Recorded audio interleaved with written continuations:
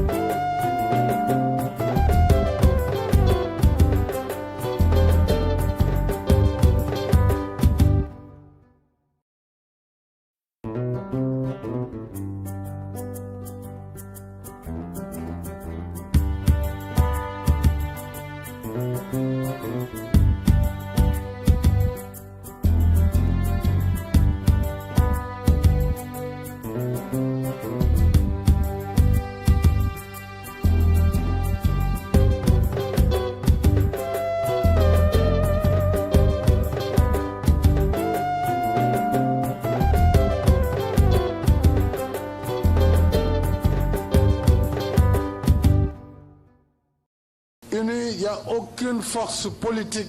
qui peut faire face au Benno Bokk Yakaar.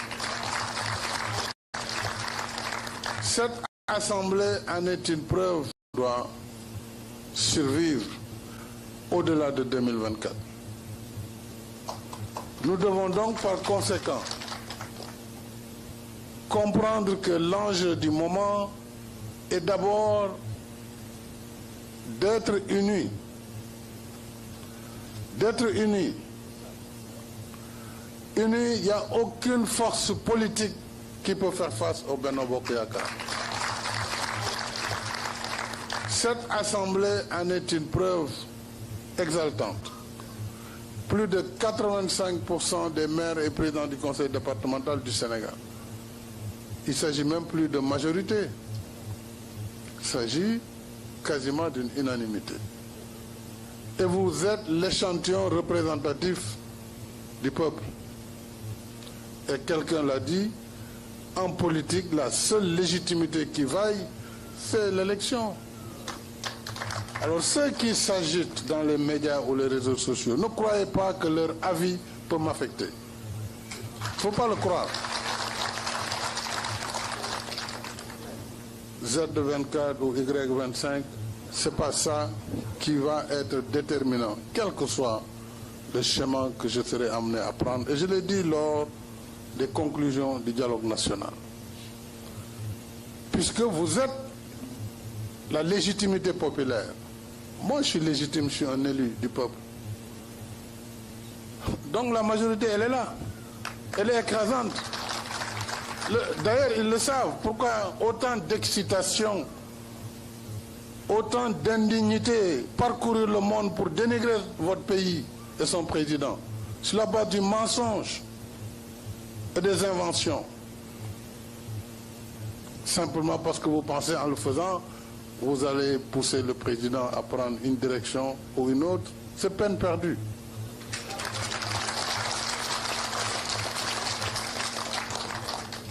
Je suis hors de portée de cette agitation. Et mon parcours politique me prédestine. Donc, je veux vous rassurer. Moi, mon combat et ma plus grande fierté, c'est vraiment de vous conduire vers la victoire et de faire poursuivre notre politique économique au bénéfice de nos populations. Et vous l'avez dit,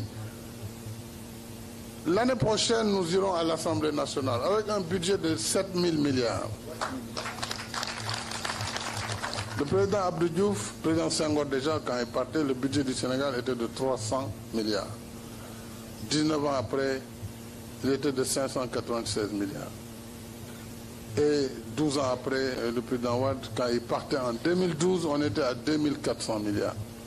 Aujourd'hui, déjà, nous serons à 7000 milliards. Donc, ce que nous pouvons faire en termes de transformation positive pour les populations, en termes d'accès universel à l'eau, à l'électricité, à l'assainissement, en termes d'infrastructures majeures, autoroutes, routes, ponts, chemins de fer, eh bien, nos prédécesseurs n'auraient pas pu le faire parce que doole yemul yàlla moo ko def. Et cela, nous n'avons pas le droit de gâcher ça par une désunion et des combats d'ego. Et là, je m'adresse au cadre du parti. Sans exception. Personne n'a le droit de compromettre le travail qui est en perspective pour le bénéfice des populations. On doit mettre en avant l'intérêt général, l'intérêt de la coalition, l'intérêt du parti. Et si nous sommes mobilisés tous comme ça, il n'y a pas de crainte. Il n'y a pas de crainte à avoir, parce que le chemin, il est balisé. Le plan Sénégal émergent, c'est à l'horizon 2035. C'est déjà balisé. Même le programme prochain, le PAP 3, il est balisé. Et le dernier qui sera le PAP 4 dans 5 ans. Les ressources pétrolières qui excitent autant de monde, ils vont se calmer, puisque nous avons déjà balisé la gestion de ces ressources par une loi très claire qui définit les modalités d'utilisation des ressources issues du pétrole et du gaz. Nous avons défini une loi sur le contenu local. Ça, je l'ai fait parce que c'est mon devoir. Je suis quand même du métier avec Aïmé Rougning. Je ne peux pas être président du Sénégal pendant que le Sénégal rentre dans l'ère du pétrole et du gaz et ne pas baliser pour éviter les dérapages qui ont perdu beaucoup de pays. Bien sûr, le pétrole et le gaz suscitent convoitise et attirance.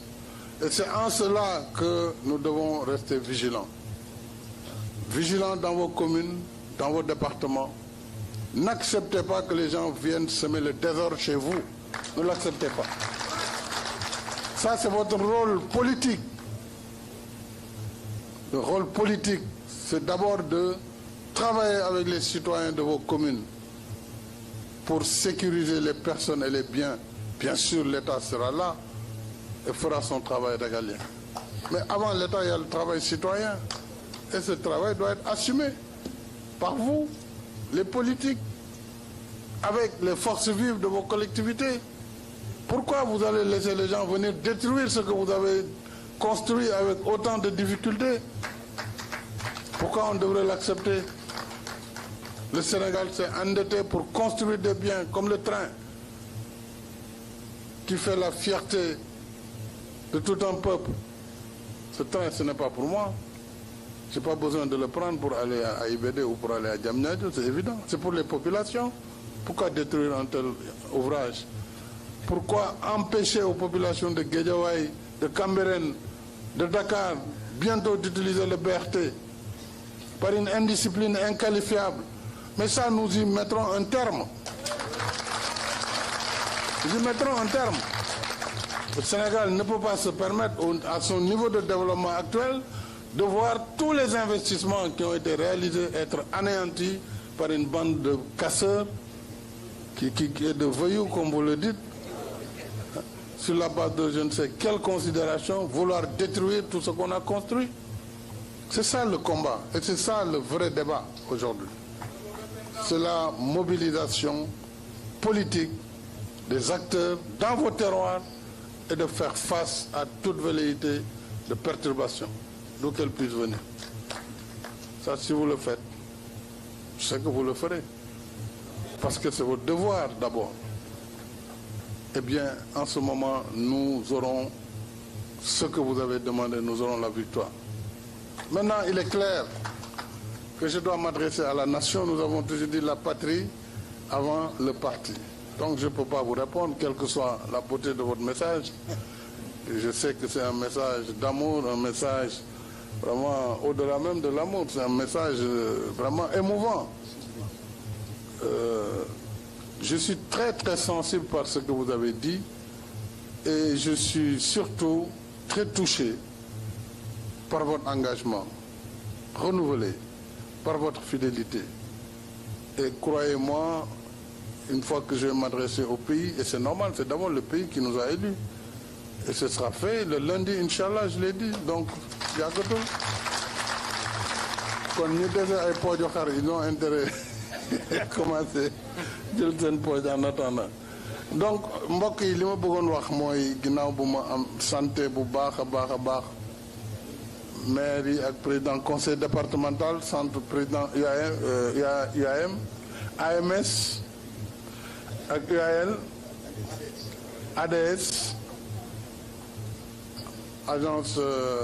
association des départements du Sénégal ak l'union des associations des élus territoriaux ak association des maires du Sénégal ma sant aussi ñi jiite association yi ci xalaat bu rafet bi ñu am ak la chambre des élus ak les élus de Benno Bokk Yaakaar de la grande majorité de la majorité présidentielle. ma sant la nag bu baax ndax lii da ngeen ko sàkku si jamono ju xat waaye wax ngeen ko man dama jàpp ne maire ci politique dafa am signification parce que yéenay les représentants du peuple à la base ñi fiy nekk di waxuñ ci turu kenn représenté wuñu dara représenté rien du tout parce que boo bëggee représenté dara da ngay dem fi ñuy wotee nga def sa liste ñu fal la bu ñu la falulee au nom de quel peuple tu parles au nom de qui tu vas parler. Donc man dama jox cër maire wala président conseil un élu wala député parce que da ngeen dem compétir gagner. réew mi bañ naa dootuñu nangu kenn jaay nu réew mi bañ naa te yàlla def tey ngeen am majorité réew boo mi xam bañ ne amul naa natable ci déedéet Sénégal dootuñu fi nangu bu mu jaay dañu dem élection maire yi nit ñi di xëjoo suñu biir c'est normal parce que mbir la moo xam ne ku ne dafa bëgg a falu donc résultat yi ciy génn bu ñu ko bëggee projeté ci présidentiel kooku ñàkk xam-xam la pareil pour les législatives parce que ay liste yu bare génn nañu suñu biir man mi joxe naa ay liste man mi jiite parti bi maa fay benn caution léeg-léeg bu ma xam ne arbitrage bi dëgër na ma ne yow dama jël bi nga dem def naa ko Kolda doo ko feneen ak feneen ak feneen ak ñii bi sax ak feneen donc loolu buñ ci bëggee am lecture c'est que on ne comprend pas les dynamiques politiques mais li wóor mooy majorité te liggéey di ko joxe yàlla dënk nañu ko waaye nag majorité lu mu am solo su amul pas-pas amul unité du am solo su boobaa bu yaafus jógee sax mën na la perturber loolu moom mat a moytu mais bu ñu jàppee unité bi ni ngeen ko waxee tey ngeen gëm fi ñu jëm taxaw nekk benn ak lu mënti am victoire rek ngeen di dégg victoire rek ngeen di dégg donc loolu nag moom laa leen di dënk l'unité et ñu éviter division diw la gis nañ ne diviser on perd faut pas se faire d'illusion hein. On est en régime présidentiel ça veut dire que président bu fi ñëw bu ko neexee suba mu tas maire yëpp décret lay jël rek joxe benn exemple wax telle raison nangam mu tas ko mu njëkk tas assemblée nag tas lépp c'est comme ça ça se passe faut pas se faire d'illusion donc président ngeen di mën a fal mu jàll leen ci des ñëpp donc pour loolu nag il faut éviter tout ce qui peut nous diviser ensuite il faut nit ñi am lucidité mooy ku ne war nga mën bëgg c'est normal c'est légitime waaye nag ku ne na nga waxtaan ak sa biir sa bopp xool ndax war nga mën a taxaw ak nu situation yi mën demee wala war nga mën def loo xam ne dana yàqal say ñoñ c'est très important gis nañ ko fii ba tey ñi naan dañu nekk candidat parrainage sax mënuñ ko am te amul benn parrainage buñ fi yàqal kenn de parrainage mënuñ ko am parce que c'est pas évident te parrainage bu bees bi nga am 13 députés ñun ñoo ko wàññi rek ngir yërmande 13 yërmande lañ daw rek comme gars yi dañ commencé woon wax ak njëkk ñu wàññi leen ko 13 mais foog nga am 13 députés attention wala nga am 120 maires kan moo ko mën a am Sénégal à part yéen ñi bi 120 maires amul wala boog nga am nee nañ 0,6 wàññiwaat nañ ko ba 0,6% des 7 millions et quelques d'électeurs mais ci biir loolu du rek 0,6 foog nga am ci juróom-ñaari région bu ne ñaari junni nit yu leer 14 000 yoo xam ne c'est dans 7 régions la ñu bokk minimum waaw ku mënul am loolu looy sonale nit ñi donc vraiment man dama jàpp ne engagement bi ñu am ak yéen am ko ak askan wi danañ ko continuer liggéey bi ñu tàmbali surtout comme ay élus la toogal ci wàllu décentralisation ci wàllu développement territorial ak équité territoriale dinañ ko poursuivre déjà maa ngi wax premier ministre il faut que déjà même avant at bi di jeex waxoon nañ PACASEN rural bi foog ñu comp ci dara pour tàmbali ko minimum entre 5 et 10 milliards su ko defee nag sur le budget de 2024 qui va venir au moins ñu jéem a am une trentaine de milliards def ko sur le PACASEN li nga xam ne ci budget bi lay génn loolu dana tax vraiment ñu continuer concentrer bien sûr crédit yooyu ci li nga xam ne ñëpp moom la ñu soxla ci gox yëpp muy ndox muy courant surtout ñaar ñooy loolu buñ ko defee dana rejoindre suñuy préoccupation ci wàllu accès universel maanaam fexe ba ñëpp am ndox ci Sénégal ñëpp am courant ci Sénégal ak fu ñu mënti dëkk après ñëpp am ay yoon ñëpp am leneen ak leneen ay bërëbu fajukaay ak yooyu donc loolu mbokk yi mooy li nga xam ne dama bëgg dalal seen xel bu leen kenn déstabiliser uni je vous ai dit uni amul force bu leen mën a daane mais nag désuni moom xaw ma seen avenir wala suñu avenir xaw ma ko. ñu leen di ziar di leen nuyu di leen jaajëfal di leen ndokkel ci fan yu tedd yi ñu jóge di ay bésu tabaski mbokk yi ñu réew Sénégal mi ngi dund jamono ci ay jamono yu gën a lënt ak yu gën a doy waar ci bi mu sosoog léegi en tant que réew mu am indépendance waxuma sax jafe-jafe yi nga xam ne kenn ku nekk ci ñun ñu ngi koy dund ci wàllu koom-koom ndaw ñi amuñu liggéey mag ñi njëg yi seer nañu seeraay boo xam ne seen dépense matut paju mi xaw naa doy waar ak yeneen te loolu yépp dara waralu ko lu dul lajj gi nga xam ne ki ñu dénk réew mi diirub fukki at ak ñaar lajj na ko ci liggéey bi ndax njuumte gi mooy jàpp ni dem lépp xaalis bu bari boo xam ne suñuy sët ak sëtaat dinañ ko fay ngir tabax benn autorail wala tabax benn BRT wala tabax ay immeuble ak ay stade jàpp ne loolu mooy koom-koom réew jamono joo xam ne mbay mi nërmelu na càmm gi nërmelu na géej gi jaay nañ ko ba napp amatul amuñu ay industrie yoo xam ne moo war a mën a transformer la ñuy liggéey te loolu mooy andi valeur ajoutée mooy yokk ci koom-koom waaye loolu it mooy tax ba ndaw ñi mën a am liggéey lajj googu mu lajj moo teg coono askan gi waaye bi gën a doy waar mooy jafe-jafe yi nga xam ne tey andi na njàqare ci sénégalais bu ne te mu lalu ci politique ñu fas yéene ci waxtaan ak yéen ci tuuti jafe-jafe yooyu nag dara waralu ko lu dul ki ñu dénk réew mi mu fàtte ni dañ ko dénk jàpp ni da ko donn wala lu mu jënd la ci marché muy moomeel ba tax nag dañ ko dénkee réew mi ba léegi ci fitna la Sénégal dëkk kuy sénégalais rek war nga nangu ni juróom-ñaari at yi li fi xew ci fitna boo dajalee li ñu doxoon diggante bi ba 2012 boo ko dajalee tollul noonu mai 68 événement 62 yi 88 93 2011 yooyu yëpp boo ko dajalee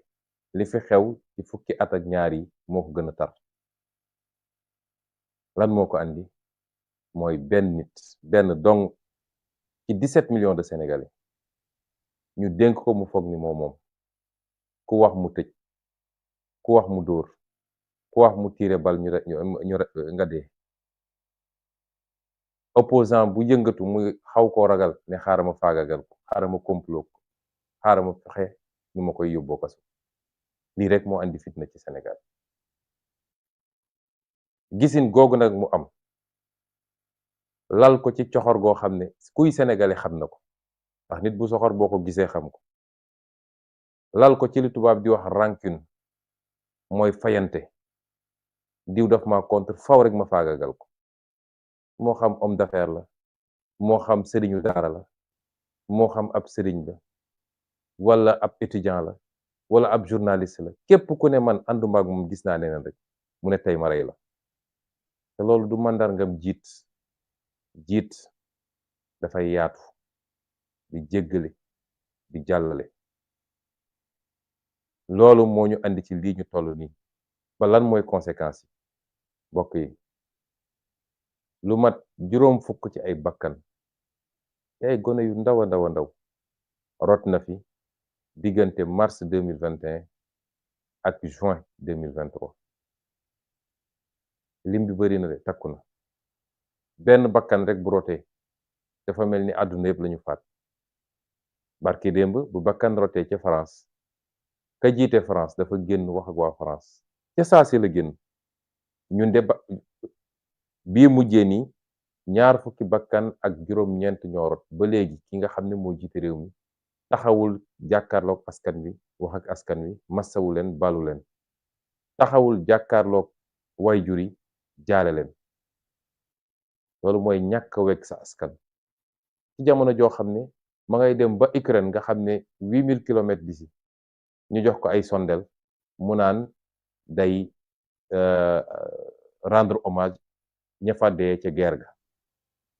naam lu baax la sax waaye nag balaa ngay laax jaay wax dëgg yàlla sa réew mii nga dëkk ñu jiital la mbir am nga génne alkaati yi ñu tiire ci kaw nit ñi ñaar fukki bakkan ak ñeent rot ci ba tey jii ñaar fukki fan ak juróom ñaar tegu na ci tey jii yeyoo yàbbi wax ak sa askan mu toog ba tey mu ne suba dina jàkkaarloog yéen pour wax ci mbirum politique ci war mbirum mandat loolu ñàkk a wekk sa askan weesuwut loolu li tubaab di wax mépris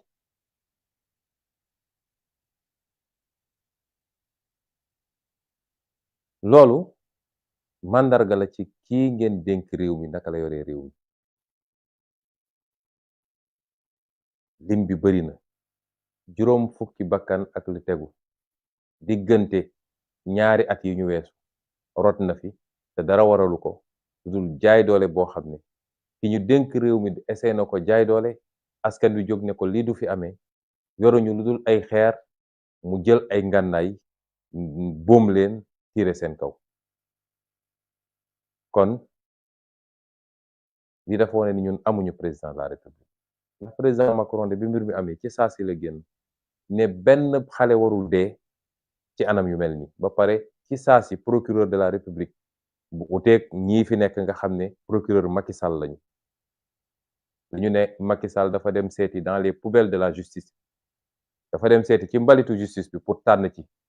ñenn ñi mu seppi ñii mu jox leen procureur général ñii mu jox leen juge d'instruction pour ñu defal ko li mu bëgg waaye gis nga France ba mu fa amee ca saa si la procureur jóg daal di jël dossier bi ñu jàpp alkaati bi tiire ne ko waroo woon tiire parce que xale boo xam ne yorul ngandaay yorul dara nga tiire ko loolu faute grave la daal di yóbbu ko mandat de dépôt noonu la réew di doxee ak nu matadi am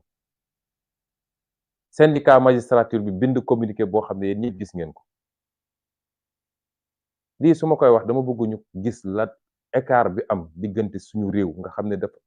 dafa suufe ci démocratie ak réew yi nga xam ne donte bokkuñu ak ñoom gëm-gëm sax waaye am nañu ay principe ay valeurs yu ñu gëm moo tax li ñu dese ci liggéey bari na kon maa ngi dellu jaalewaat mbokku xale yi nga xam ne seen bakkan rot na di leen wax ni bokk nañu ak yéen tiis bi bokk nañu ak yéen naqar gi ñu ngi ñaanal way dawlu yi yàlla na yàlla xaare leen kër yu yaatu ya ci barzak yu sedd yi ubbil leen seen palanteer ñu jàkkaarloog seeni kër àjjana donte gëm naa ni looloo am ndax man dama gëm ni nañ leen faate daf leen setal wicc ci bàkkaar ñu dellu fekki seen boroom ci ni ñu juddoo woon ña leen faat nag ñoo yenu seen bàkkaar man lu ma gëm la waaye jullit ñaan la am kon ñu ngi ñaan yàlla xaare leen aljana ak këru barzak bu yaatu dina wax ni bokk nañu ak yéen tiis bi naqar bi metti nañu ba fu metti yem waaye di leen wax ni seeni doom war ngeen am fierté ci ñoom ndax nañuy xoolee saaba ya ak nit ñu baax ñi daan xeex ngir dëgg bët boobu lañ leen war a xoole demuñu sàcc ñu tiire leen bal ñu dee defuñu lu ñu warul def waaye dañoo am gëm-gëm ci seen réew xam ni ñoom ñoo war a xeex ngir seen réew baax ba faw mënoon nañu fàq jël gaal ne ñoo ngi dem Europe waaye dañu ne dañuy toog xeex fii suñu réew ndax réew mi lañu war a defar ba mu baax ñu toog fi séddoo wërsëg gi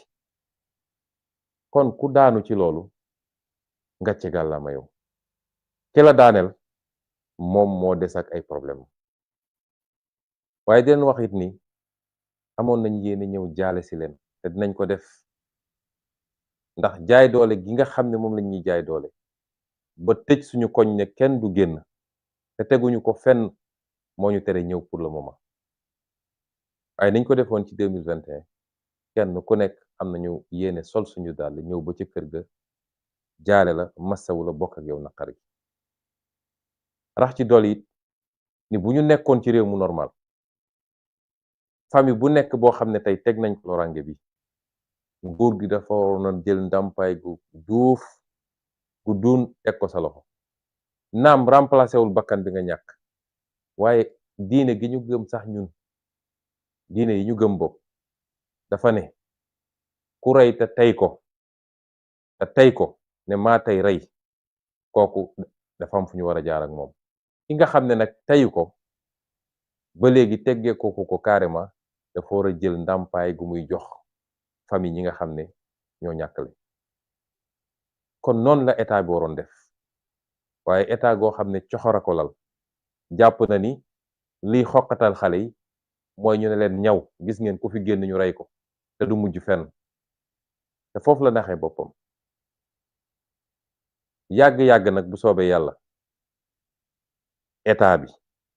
en tout cas nun bu ñu yàlla may ñu yegg fi ñu war a yegg état bi képp koo xam ne lor nañ la ci ñu mel anam gu mel nii dina la jox ndàmpaay goo xam ne doonte remplacé wul li fi jóge waaye dina wàññi naqar gi ak coono gi mbokk yi bu ma waxee ci ñi nga xam ne seen bakkan faat nañ ko ci caaxaan ndax lii lépp caaxaan a ko andi caaxaan goo xam ne moom président Macky Sall ci boppam moo nekk ci gannaaw moo ko suuxat ndax dossier judiciaire yi yépp liñ leen doon bañal moo waxoon leen ko keroog may nekk Ziguinchor mooy lii ñoom xam nañ ni du dëgg moom Macky Sall xam na jot na rapport de gendarmerie bu ko ne lii du dëgg déglu na audio yi génn yépp mu xam ne lii du dëgg waaye bëgg a faagaagal Ousmane Sonko te dama bëgg nag wax sénégalais li tax Macky Sall coûte que coûte mu ne il faut ma fexeel Ousmane Sonko parce que diggante mag man dafa mujj jëm ci mbañeel man bëgguma di wax ci nit sax waaye nag Sénégal fi mu toll nii ku ko bëgg ku ko bañ li ëpp ci problème yi mu ngi tënku ci diggante ñaari jëmm yooyu kon il faut ñu wax ko man duma yoruma jikko mi kër mooy su ma toogee ne du ma tudd diw du ma wax ak moom te saa su ma toog wéetee maa ngi fexe nu ma ko rendee di yónnee ay nit ci télé yi pour ñu saaga ko di manipuler ay juge pour ñu tëj ko kaso di complot ci moom déedéet man su may wax ci nit dama koy wax mu dégg duma ko jëw ndax gannaaw yàlla amul ku ma ragal kon relation boobu dafa dem ba ci côté moom dafa mujj jur mbañeel xam ngeen li tax mbañeel googu mooy président Macky Sall dafa jàpp ni méthode bi mu utiliser woon ba tey ku wax mu tëj ku wax mu dóor adversaire politique bu ko jaaxal mu faagaagal la yàlla dafa def bu mu yegsee ci sama jëmm ji la askanu Sénégal yëpp taxaw ne ko lii du fi amee foofu la lajjee ba tey ji loolu nag moo ko métti toujours damay wax sénégalais yi ni combat bii du combat wu Ousmane Sonko am na ñuy def njuumte boobu jàpp ni mbirum Ousmane Sonko la nee nañu sax dañ naan man 3e mandat bi mooy sama xeex waaye leen sama new ci déedéet bu dut woon Ousmane Sonko ak ñi ànd ak moom ci askan wi taxaw jàkkaarloog Macky Sall depuis mars 2021 kon jamono ji ñu toog kenn du toog ñu naan ragal na déclarer 3e candidature ak ragalul lu ko neex lay def ci réew mi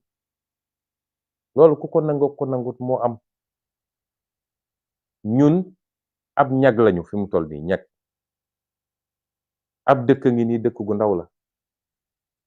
saa su ne gaynde ñëw bëgg a dugg ci dëkk bi pour faagagal waa dëkk bi waaye saa yu ñëwee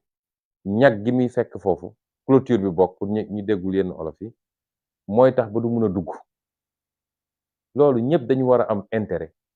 ku jóg rek xool nooy def ba gën a dëgëral clôture boobu nooy gën a def ba ñag bi gën a dëgër waaye ki ne man ci digg dëkk ba laa dëkk bu gaynde bi duggoon ki nekk ci buntu dëkk bi lay faagagal ba tax nga dem bënn benn trou ci ñag bi boo moytul bu gaynde bi ñëwee dina romb lépp yow lay njëkk a fàdd xeex bi ñu xeex boobu ba léegi moo ñu andi ba tey ji Macky Sall li mu bëgg a def ñemewu koo def kon du xeexu Ousmane Sonko du xeexu Pastef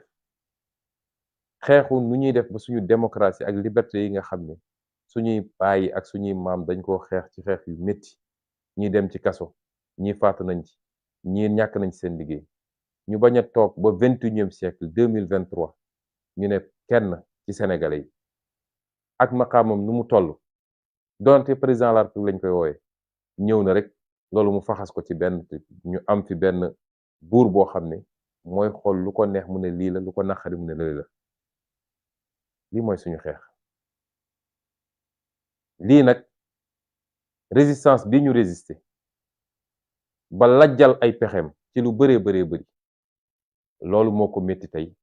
ba mbir mi da koo def mbirum xol moom ma baamu ni ñun jàppaluñu ko dara parce que yàlla bindewuñu noonu te dañoo am ay royukaay bi ci gën a fort mooy ki yàlla yónni woon ci ñun keroog bi mu duggee Màkka dafa baal ñëpp kon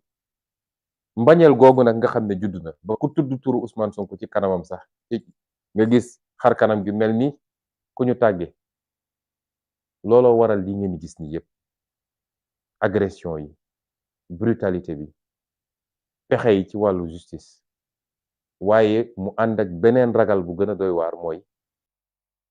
bir na ko ni bu Ousmane Sonko demee élection gagné élection ba mu ne faw rek ma faagaagal ko ma gàllankoor ko bu dem élection ba loolu nag day dellu ci askanu Sénégal dinaa ci ñëwaat léegi kon bu ma waxee ci ñi nga xam ne ñoo ci faatu faw rek ma teg ci ñi nga xam ne gaañ nañ leen ay gaañ yu metti dóor nañ leen ay bal ñii ci cër bi ñii ci cër bële ñii ñàkk nañ ci bët ñii gaañ nañ ci tànk ñii ci loxo ma leen di masawu di leen wax ni ñoo ngi ñaan yàlla mu saafara fëgg bopp yi delloo si leen seen wér-gu-yaram nu mu gën a gaawe ñoo ngi seen wet nag lépp luñ ci mën ñoo ngi ko ànd ak yéen ci paj mi ak ci jënd garab yi di leen wax waaw leen góor am leen fierté ci li ngeen def bu leen kenn gëmloo ni diw daf leen di utiliser wala lii jaru ko woon déedéet ma teg ci nag ñi nga xam ne tey caabi féeti na leen gannaaw ci lu dul dëgg ñuy lim bu xaw a takku jamono ji ñu toll weesu nañu 650 ak lu tegu ay nit yoo xam ne jàpp nañ leen ci lu dul dëgg ña nga ci kaso yi kaso boo dem ci Sénégal danga fa fekk ñenn ñi mbokk yi nga xam ne ña ngay dem di leen seeti saa suñ ma woowee lañ may wax day dal sama xel mooy ñoom ñëpp li ñuy njëkk a laaj mooy naka la président Ousmane Sonko def mbaa mi ngi ci jàmm ñun na ngeen na seen xel dal ci ñun ñu ngi ci jàmm suñu xel yëpp mi ngi ci yéen ni ngeen ñu mën a delloo njukkal mooy xeex bi ku leen ci wàññi dara yokku leen te ñee tëdd seen bàmmeel gëm naa ni ku leen yëkkati woon ñu wax la même chose ay xale dóor nañ leen balu fetal ñu teg leen ci ay civière di leen yóbbu hôpital la ñu njëkk a laaj mooy naka la pros def baa mi ngi ci jàmm bu ko dara jalul rek li ci des amul solo moo tax Macky Sall bu yaakaaree ni ci fitna ak faagaagal ak xoqatal lay nootee Sénégalais dafa xamul lan mooy Sénégalais loolu même tubaab bi mu ñuy coloniser amu ko woon fi def na lu ne waaye lii woon gëm-gëmu Sénégalais li ne woon seen xol ak li ñu jàppoon seen xel tubaab bi mësu ko mën a wëlbati moo tax ku xamul Sénégalais yi rek mooy gëm ni mun nga réussir ci loolu Sénégalais yi da ngay jëflanteeg ñoom dëgg jëflanteeg ñoom lu xel mën a nangu ñu weg la nga jëflanteeg ñoom yërmande ak li nga xam ne mooy suñu valeur ñun Sénégal Sénégalais yi xamuñu soxorante Sénégalais yi li ñu xamante mooy laayante biir jàppante bëggante yërëmante lu ñu am séddoo ko seen biir lii ñoo ngi koy doo gis ci Sénégal kon ñooñu ñëpp ma leen di masaw gannaaw loolu nag mbokk yi ma bëggoon a waxtaan ak yéen ci lu gàtt ci li ñuy dëgmal nag ndax moom nee na day waxtaan ak askan wi ëllëg koo xam ne faat nañu 25 ci ay bakkan ci ñi nga xam ne yaa leen yilif ba léegi yeyoo yàbbi ci masaw woo seeni waajur waxook Sénégalais yi ba tey jii mu naan day génn di def discours politique maanaam wax ci mbirum candidature ba tey waaye dama bëgg Sénégalais yi ñu bañ a tombe ci manipulation wu classe politique bi fi nekkoon ak ni ñu mel nga xam ne seen lépp deal la ak luubal ak complot foog ni askan wi nërmelu nañ xamuñu bu ñu nelawee ba tombewaat ci piège boobu gaaral naa leen ni 50 ans yi di ñëw dina metti waat torop ci ñu moo tax man gëm naa ni askan wi yeewu na kenn mëntu koo nax dañu am yenn politiciens yi nga xam ne nañ daan politiquer ci jamono bàyyi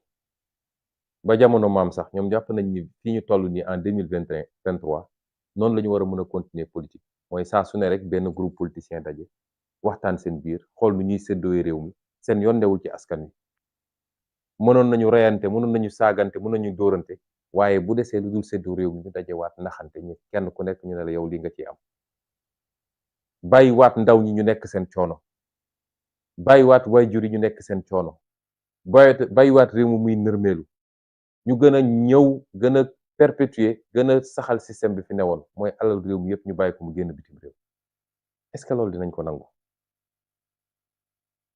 lii xew yëpp ñu naan ko dialogue national ak yéen ñëpp xam ngeen ne tappale la ay mag yoo xam ne amu ci kenn koo xam ne sa avenir mi ngi sa kanam ñu waroon accompagner ndaw ñi tey ñoom ñooy dem di daje di complot ban ndaw ngeen gis foofu ci dialogue national bi pourtant téeméer boo jël ci réew mi juróom ñaar fukk yi ay ndaw lañu est-ce que ndaw ñi di ngeen d'accord ñeneen ñoo xam ne seen avenir ma nga seen gannaaw ñuy décider à votre place gis nga réew dafa am fu muy toll fulla moo koy mottali ak fit ak jom ak bëgg sa réew te xam naa ni mi ngi ci yéen ndaw ñi ak lu mu mun a wax suba benn luy ñëw mottaliku la ci complot bi nga xam ne deal bi nga xam ne def nañ ko ba pare deal ba mu nga doore ay nit yu doon daje di waxtaan ci naka la ñuy def ba juboo ba déggoo ci li ñuy déggoo te lépp nag lenn rek a ko waral mooy lu ñuy def ba Ousmane Sonko du jël réew mi lu ñuy def ba Ousmane Sonko du doon candidat lépp weesuwul loolu moo tax soo seetee li ñuy woowee conclusion yi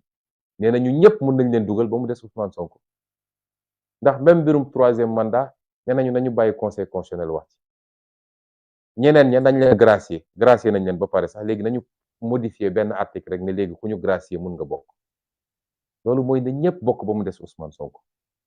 est-ce que askanu Sénégal dina nangu loolu ay mag ñu dem toog di complot contre benn nit boo xam ne sàccul fenul reyul violewul waxtaan ak askan wi ci programme ak ci xel ba li ëpp ci askan wi jàpp ni kii bu toogee réew mi soppi ay nit dem daje ne ñun ñoo koy tere nit ñoo xam ne matuñu 0,01% de la population est-ce que war nañ koo nangu ñun au nom de quoi premier acte bi mooy woon daje ci ay daje yoo xam ne rencontre secrète la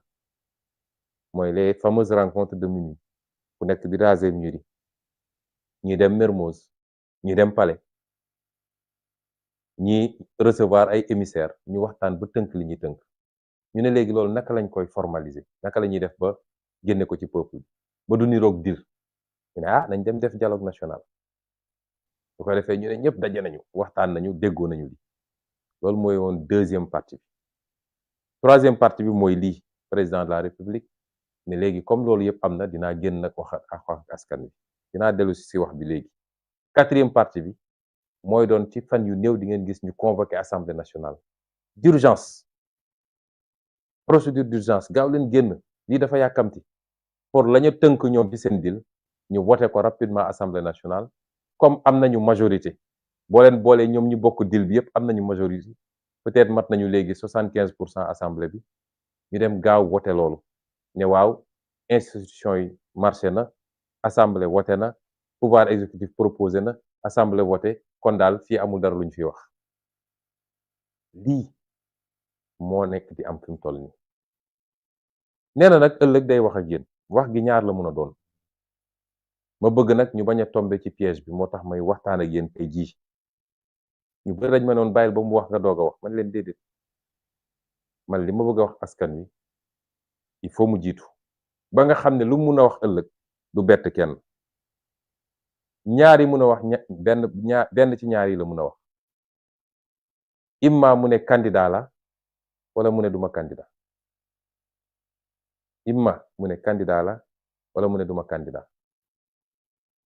bu dee nag dafa ne candidat la suñ koy jàngat delloo ko ci dil ba mooy ñoom ñëpp dëppoo nañu ni ñoom ñëpp war nañoo mën a nekk candidat ba mu des mennum Ousmane Sonko parce que du Macky Sall rek moo ragal candidature Ousmane Sonko de bëri na ñoo xam ne bëgg nañu yóotu réew mi wala yàgg nañ ko yóotu te yàlla xam nañ ni dayo bi Ousmane Sonko am tey ci politique yàlla mayu leen ko ñu jàpp ni bu Ousmane Sonko demee amuñu benn chance ñooñu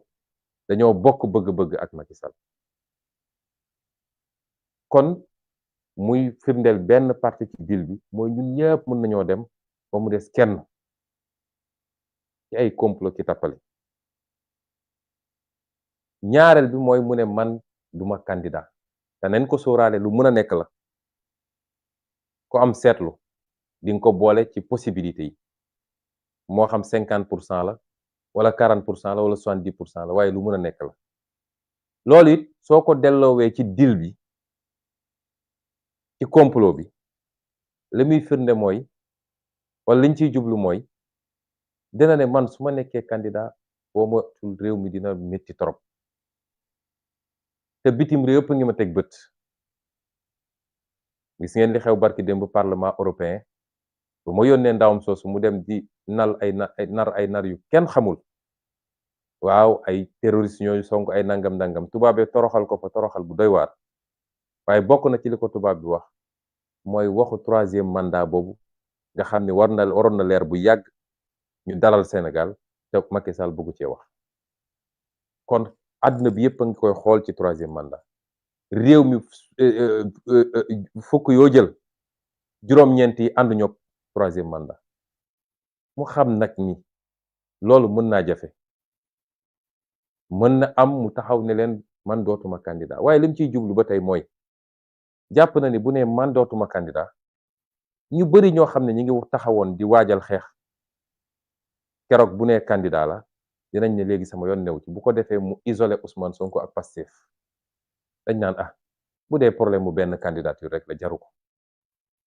ñun nekkuñu fi pour xeex pour candidature Ousmane Sonko comme Macky nee na du candidat rek li ci des suñu yoon newu ci lii mooy calcul yi moo tax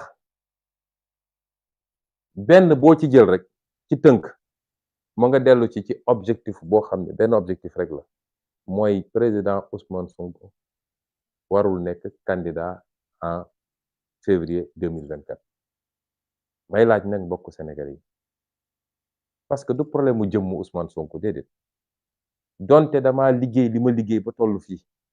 ànd seeg ñi jàpp ci liggéey bi ba ñuy door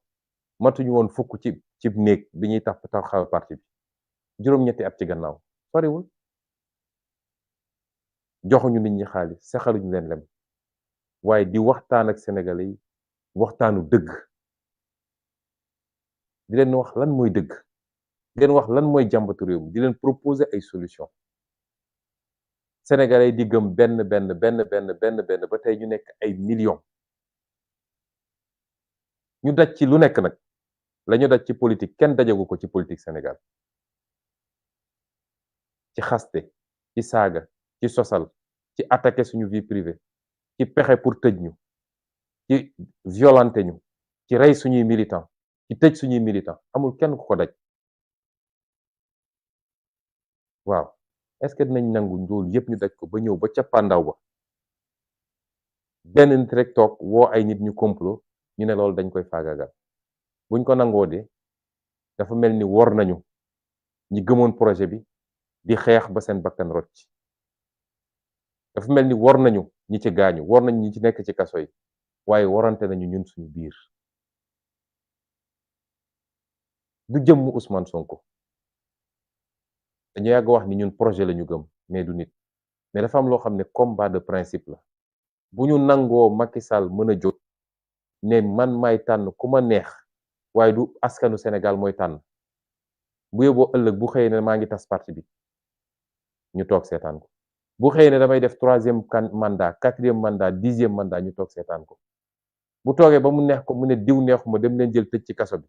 wala diw neexuma dem leen barricade quartier am kenn du génn nañ toog seetaan ko mbokk yi gor lay doon gor day judd ci gor màgg ci ngor dee ci ngor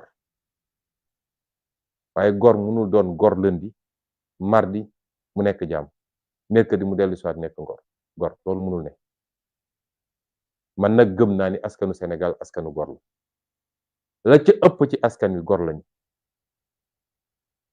amul benn peuple boo xam ne lépp maase waaye man gëm naa ni li ëpp ci askan wi ay gor lañu ñu yar leen ci ay principe yoo xam ne dañoo judd di ko dégg ba tey jii jom fulla fayda kersa kóllëre ak yeneen loolu mooy Sénégal loolu la suñu maam yi doon jiital ca ba ñuy nekk ceddo balaa sax diine di ñëw ndax nun dañuy wàcc yoon déedéet moo tax faw rek ngeen fàttaliku ni ak lum leen mën a wax suba weesuwul mi ngi dugg ci cadre seen deal ak seen complot te weesuwul objectifu nu may def ba écarter Ousmane Sonko moo tax duma bett bu doon ëllëg ñëw na wax ak yéen ne leen duma candidat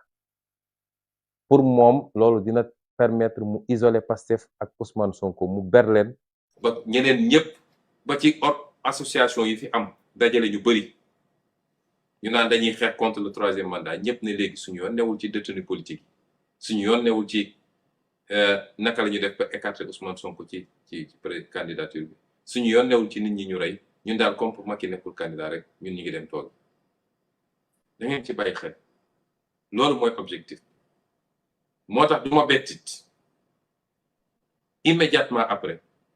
mu relancer la machine judiciaire soo gisee ba léegi mu barricade koñ bi bu defee loolu jàpp na ni am na lenn ci sénégalais yoo xam ne anesthésié na leen mooy pikiir na leen pikiiru nelaw ba ña ngay nelaw mu ne gars yi dem leen tegal ma loxo ci Ousmane Sonko loolu tax ba léegi ñu barricade koñ bi may wax sénégalais yi nag ni Macky Sall mënumaa jàpp parce que ñu bëri ngi laaj question boobu ñenn ñi am si sax njàqare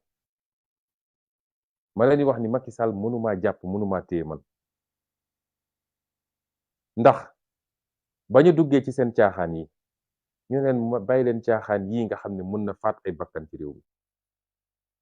ñii de buñ doon ay nit duñu egsi fii ñu egsi waaye dafa di ñoo xam ne pouvoir fees na seen bët ba xamatuñu bu ñu jógee bugg a wane ni ay jullit yu mag lañu yow noo mu ne dem aji màkk ñibbi si démb ñëw taxaw dajale say maire ne leen dem leen ut ay milice pour xeex ak xale yi ci koo xam ne président de la république nga xanaa kay ku jóge màkk ak jamono yi ñu toll muy feet nga jiite Sénégal yépp waroon nga xool neneen nooy waxee askan wi dul naan leen dem leen rey nit ñi dem leen xeex ak nit ñi dem leen dóor nit ñi waaye bi ñu defee seeni complot dem ut seen juge muy Issa Ndiaye boobu nga xam ne nee nañ ma jarbaat la ci ki nga xam ne moo gën a tar ci ñu wër Macky Sall ci naan ko dóoral ak reyal jëlee ko usuy ñetti weer balaa procès bi mu ñëw ñu njëkk koo dugal ci dossier bi ma seqoon ak Mame Mbaye Niang dossier diffamation moom dong ci ñetti juge yi fa ne woon moo doon naan moom dafa bëgg ñu tëj ma peine d'emprisonnement weer ak genn wàll ñu dugalaat ko ci beneen dossier def ko sax président composition ba dafa ne loolu justice la mu def loo xam ne dafa mujj sax tuutil Sénégal ci àdduna bi yëpp ñëpp gis ko nga ne nit ki dafa siif dafa yoroon gànnaay di menacer ñu dem nit ki teewul avocat teewul amoo benn preuve bu mun a firndeel loolu nga ne loolu defu ko ba pare dem inventé leneen ba di fen ngeen jéggal ma ci kàddu Issa Ndiaye dafa fen ndax li mu wax loo docteur Alfousseyni Gaye waxu ko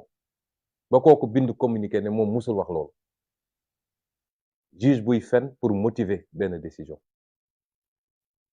moo tax li xew nii am na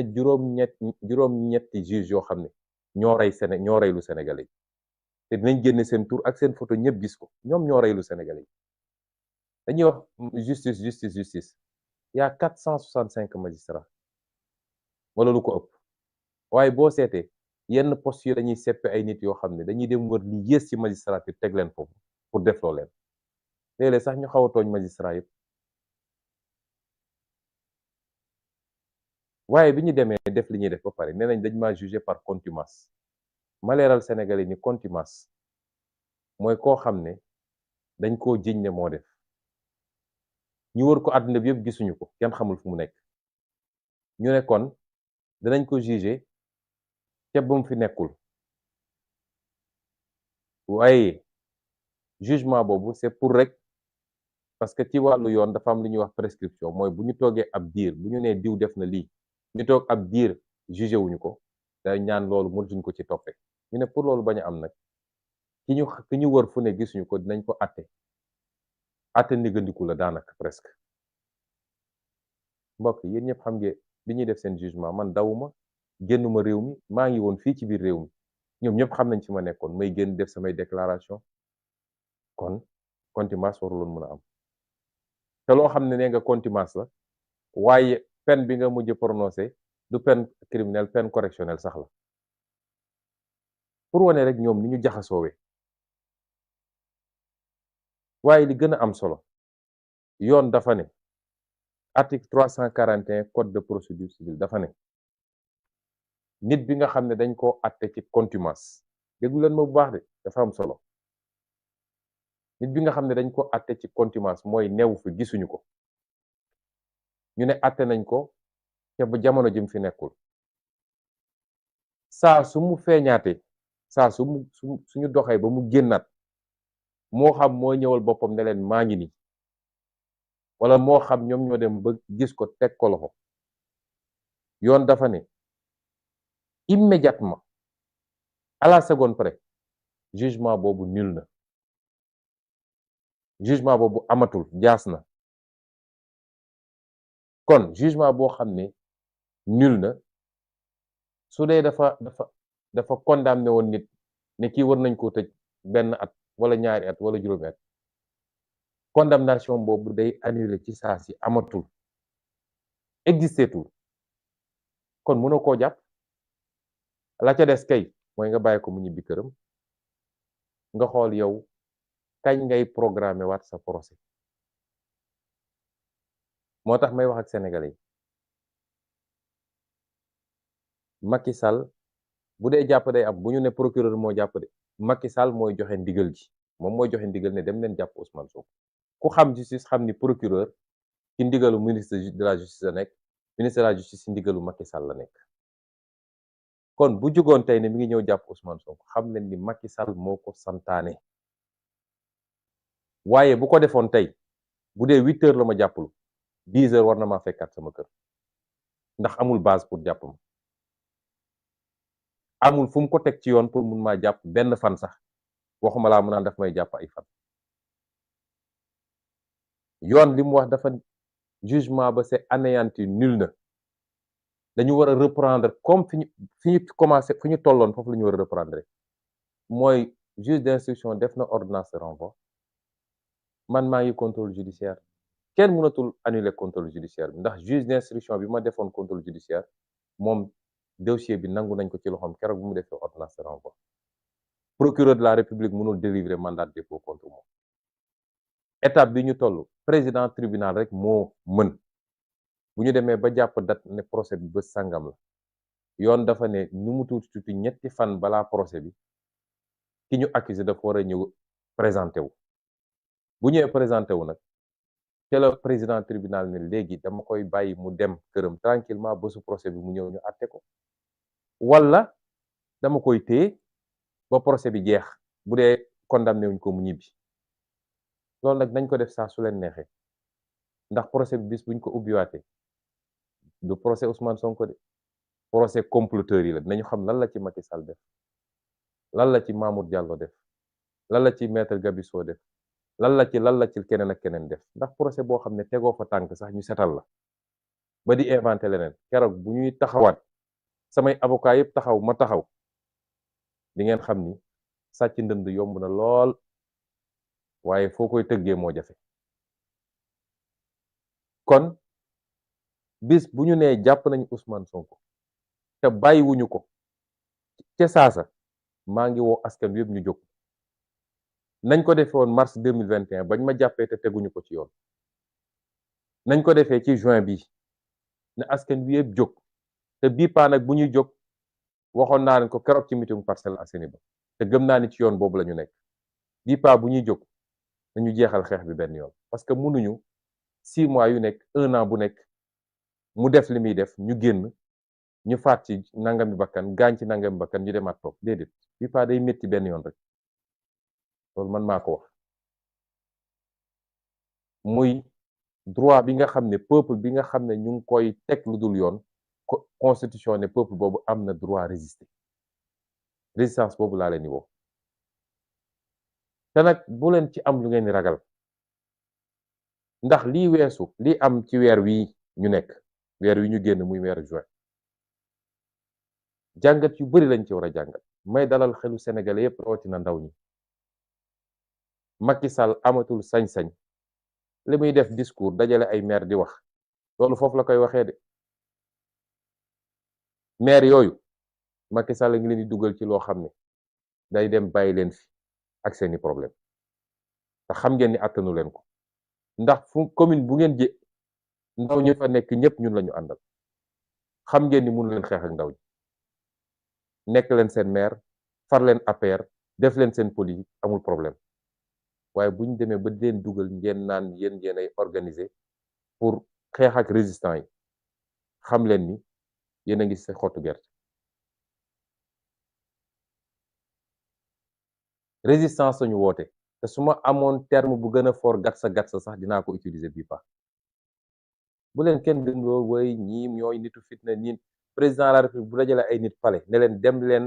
préparer ut ay milice xeex ak xale yi waxoo police maintenir l'ordre waxoo gendarmerie maintenir l'ordre waaye ay nit ngay dajale gannaaw bi nga génnee fi ay milice ñëpp gis ko kon Sénégal yëpp xam nañ fi violence bi nekk ku naafequl xam nga fu violence bi nekk waaye nag réew mi am nu mu tëree kon nañu waajal suñu bopp ni ñu ko yàlla sante waajal leen seen bopp lu ngeen mën ci doole mastataatum lu ngeen mën ci doole quwa bu leen ragalati parce que li fi xew àdduna bi yëpp da koo gis àdduna bi yëpp dankaafu Macky Sall àdduna bi yëpp laaj ko ay compte ne ko noo munee génn ay milice ñëpp gis vidéo yi ay milice privé ñuy tirer ci kaw sénégalais yi moo tax milice dootul génn fi man maa leen ko wax mun na toog palais di funki di wax waaye milice dootul génn Sénégal alkaati yi nga xam ne ñoom la ñuy yónni naan leen dóor leen xaw ma ñàkk formation la xaw ma coxor la mais ab alkaati boo demee manifestation jàpp ab ndaw yóbbu ko commissariat da nga koy déglu yóbbu ko ci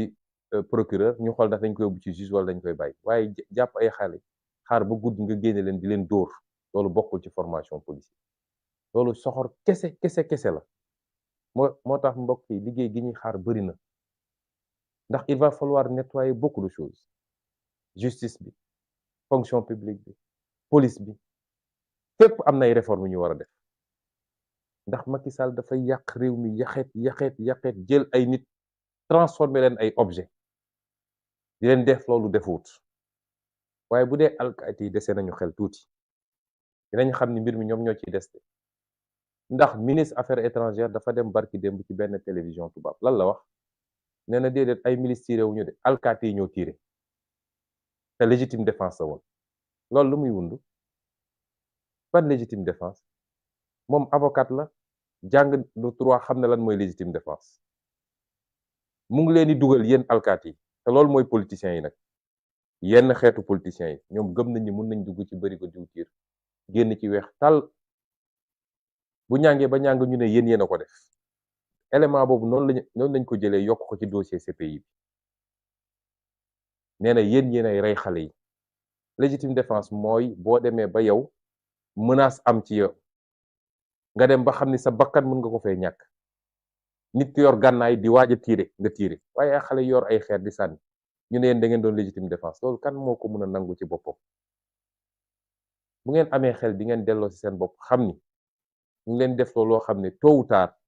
di ngeen rendre compte te àdduna jaru ko ñi ngeen di tiire seeni mbokk lañu ñi ngeen di tiire seeni mbokk lañu seeni rakk lañu seeni doom lañu français ngi ne leen di boy fi mu toll nii donte li andi mbir mi ab policier bu tiire la muy acte isolé waaye bi muy boy dans le cadre du maintien de l'ordre gisoo policiers yi génne seeni gànnaay di tiire te pourtant foofoo gën a boy fi fuuf na ngeen delloo ci seen xel te am na loo xam ne bu yàggee askan wi di jël responsabilité am jàkkaarloog yéen kenn du nangu ñu lay tiire comme lapin askan wee leen di fay seen salaire moo leen jox ngànnaay Macky Sall fayu leen salaire de ku ci fayeeku sa 90 000 wala sa 200 000 wala sa 500 000 xamal ni sénégalais ñoo fay seen impôt jox la nga dem fële ñu ne la jox nañ na ordre rek nga fàtte loolu lépp na ngeen delloo seen xel te gëm naa ni alkaati yi ñemeetu ñu taxaw jàkkaarloog sénégalais yi di leen tiire su dee kaso yi dañu am capacité mun naa leen ne fi mu ne nii kaso Sénégal yi attanuñu kenn mënatuñu jàpp kenn mennum Rebeuss moo ci dese tuuti place tuuti kaso yi attanuñu kenn ba ñi ñu mujjee jàpp lan lañ doon def soo demee fu mel ni Mbàkke dañoo mujj dem ut loué benn kër pour dugal fa xale yi ay car rapide lañ doon jël pour ñu jël xale yi di leen jëlee fële di leen yóbbu kaab ba moo tax pexe Macky Sall moo jeex politique répression am jeex na bu ñu takkee suñu fit rek bañ a lii feesal suñu bët jàkkaarloog ñoom jàmmaarloog ñoom boo moytul du yeggali mandaam day daw génn réew foofu lañ ci toll waaye doo xeex di xeex ba egg ci cappaandaw bi ngay wàcce sa loxo bu boobaa ñàkk nañu doublement ndax li ñu ñàkk ci ay nit ak ay blessé ak li ñu ñàkk ci kenn ku nekk suñu bopp muy benn ñàkk waaye ñàkkal nañu Sénégal changement bi nga xam ne 1960 ba léegi ñu ngi ko doon xaar ma leen di soññaat ñu gën a taxaw gën a takk suñu digg yeggali xeex bi la may wax toujours Macky Sall moo ñu ameel en waaye ñun jàppaluñu ko dara suñu xol bi lañ ko doon ñaanal rek mooy mu jekkali nguuram ci ni mu gën a rafete daa di dem moo xam day dem ci international moo xam day dem tëddi këram loolu rek lañ ko doon ñaanal waaye bis bu ne mu def loo xam ne day gën a aggraver kaaw bis bu ne mu def loo xam ne mën na koo topp ndax tey bu ne dafay forcer 3e candidature est-ce que xam ngeen ni haute trahison la parce que moo taxaw jàkkaarloog sénégalais ci référendum ba ne ñaari mandat kenn mënu ko wees wuluti kuwaat bind ci téeréem ne moom mënul def lu weesu ñaari mandat ku ñu élire président de la République nga taxaw ci sa kanam askan wax te li mu wax dëppoo constitution bi nga ñëw jalgatiwaat loolu ba xeex nar cee am loolu haute trahison la te président de la République lenn lañ ko mën a toppee mooy haute trahison bu ko defee haute trahison la moo tax mbokk yi ñu ngi leen di gërëm di leen sant ci déglu bi waxtaan wi xaw naa gudd waaye contexte bi moo ko laaj di leen wax ni kenn ku nekk ci ñun dafa war a dépasser li tubaab di wax la barrière psychologique de la peur mooy ni ñuy def ba fexe ba dugal ragal ci bopp nit ñi ba kenn ku nekk naan su ma defee mbaa wóor na déedéet bu dee Macky Sall yàlla delloo na xelam mu jaar fi sénégalais bëgg mu jaar réew mi jàmm rek a fi am waaye bu defee safaan wa faw rek ñu jóg taxaw jàmmarloog moom ci fan yi di ñëw nag dama bëgg askan wi yëpp jógandoo taxaw ñu organiser manifestation fépp ci Sénégal parce que waruñu toog rek di naan dañuy xaar bu dee jàpp na Ousmane ñu génn xeex wala bu dee tere na candidature Ousmane déedéet war nañoo jóg organiser ay manifestation partout ci Sénégal pour que suñu détenu politique yee ñu jàpp di leen métital ci prison yi mu bàyyi leen lu war la kon nañu waajal takk suñu digg jóg may daaneel nag ci lancer un appel ci armée nationale bi damay faral di wax ni bu amee ab cër ci Sénégal boo xam ne Sénégal yëpp dañoo dëppoo ci cër googu ñëpp a leen naw ñëpp a leen bëgg ñëpp a leen respecté kenn mësu leen critiqué ku leen critiqué sax nit ñi dal seen kaw bu amee cër boobu mooy armée nationale du Sénégal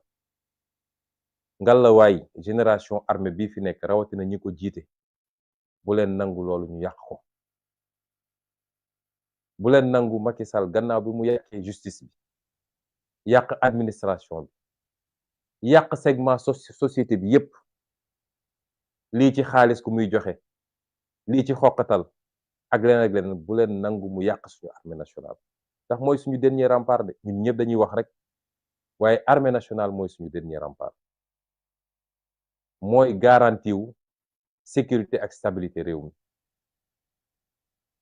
te loolu bu amee ba ñëpp naw leen doxalin la goo xam ne ñi leen jiitu woon ci armée dañ koo doxal fii léegi yéen a nga ca fële ci àll ba di xeex ngir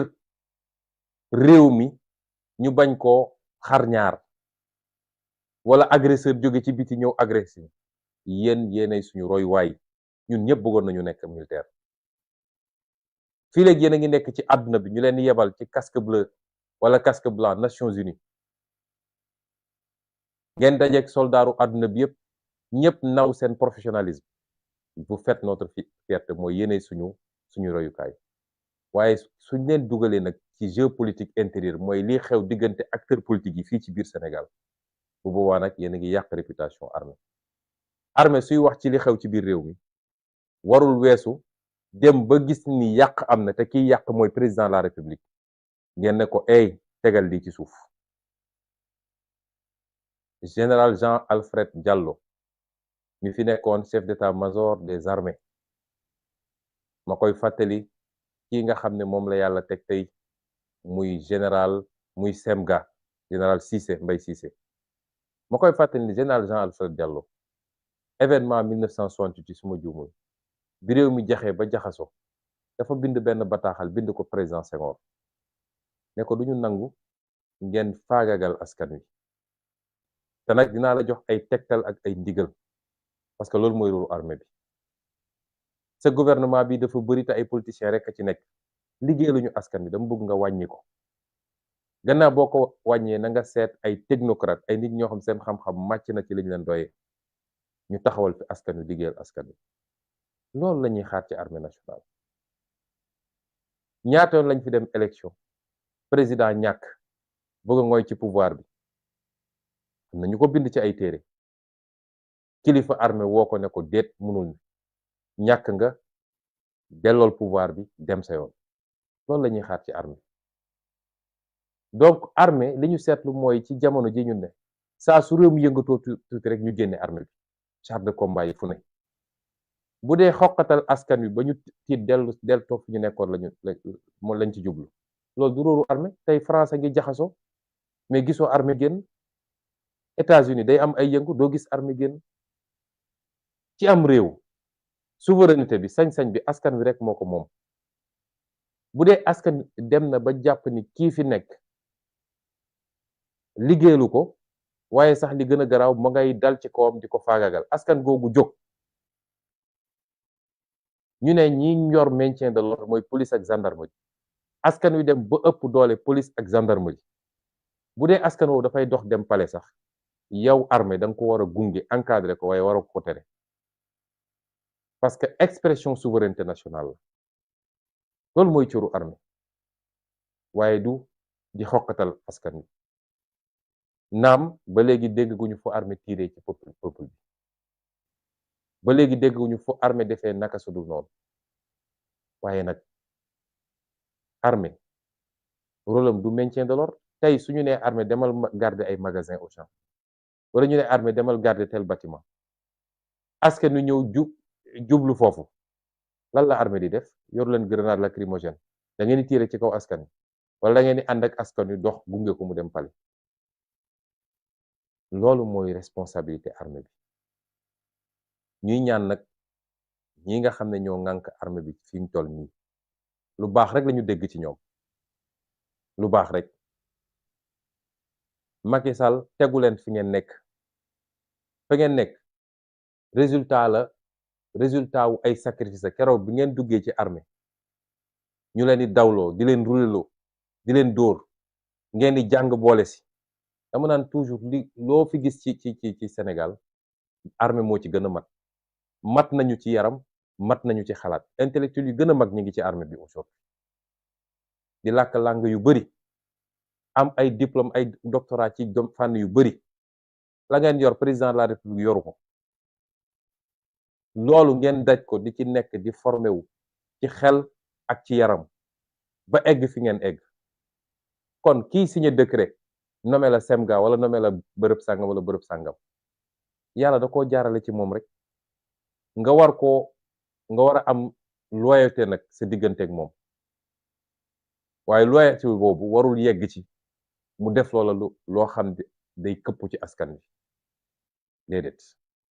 ñu ñaan armée Sénégal mu fàttaliku loolu te jëmmal li nga xam ne moo tax askanu Sénégal naw ko di daaneel nag ni askan wi war na xam ni Macky Sall li mu mënoon mënatu ko ndax dañ ko bàyyiloon terrain international muy wër rek di yàq suñu der naan ay salafiste lañu ay terroriste lañu respecté wu ñu institution yi waaye jël nañu contre-offensive wax ak àdduna bi yépp médias internationaux yi ñëw wone li xew Sénégal ba gis ngeen tey fu ñu dem ñu ne leen yéen waxu leen dëgg waaye rax ci dolli ñu déposer plainte CPI plainte boobu nag moo leen tiital plainte bi du sama plainte man plainte famille victime yi la waaye ñun encouragé nañu bu baax pour nit ñi déposer plainte di féliciter Juan Branco ci liggéey bi mu def ak ñi liggéey ak moom yépp plainte boobu moo leen tere nelaw te tey ku ñu dóor bal wala ku ñu xosi dóor bal sax bari na ku ñu xosi sax tey dañuy jël dossier bu boole ko ci yokkaat ko ci plainte CPI bi dama ne mag lu muy wax di ko wax rek dëgg la ci moom suñu demee ba bésum tabaski amuñu lu ñuy wax lu dul CPI yow nga dem aji màkk ñibbisi dajale ñi ni pare amoo looy wax lu dul CPI waaw su leen neexee sax nañ dem CPI jaaxal na leen te commencement kese la ndax yemuñu ci CPI kon bu kenn ragal ci Sénégal bu taxaw jotee nañu taxaw ëllëg bu Macky Sall jógee ne maa ngi jàpp ci Ousmane Sonko ci lu dul dëgg tee ko ñaari fan ñetti fan ci lu dul dëgg na askan wi yëpp jóg bu ne damay forcer 3e mandat na askan wi yëpp jóg waaye war nañu jóg taxaw ngir suñuy détenu politique ñu bako ndax buñ ko deful it day continuer de saa su ne day xëy rek jàpp kii soxlaatul sax am lay pour jàpp nit ñi lii laa bëggoon waxtaan ak yéen di leen gërëm di leen sant di leen wax nag ni suñu destin mi ngi suñu loxo de suñu destin yàlla deseluñu dara yàlla bu namee ab mbir day dajale condition yi waaye yow yaay mottali yàlla du soppi cim réew lu waa réew mu bëggul soppi ci seen bopp loolu aaya la juróom ñaari weer moo des pour ñu jël suñu destin en main defar réew mi ba ñëpp ne ñun xalaatuñu woon ni réew mi mun na mel nii àdduna bi yëpp diñu jox xool comme exemple ci wàllu développement ci wàllu jikko ci wàllu respecter alalu mbooloo ci wàllu défendre suñuy intérêt réew ak beneen ak beneen ak beneen ñoo ngi leen di gërëm di leen sant ndax am naa yaqin ni peuple sénégalais bi du rendez-vous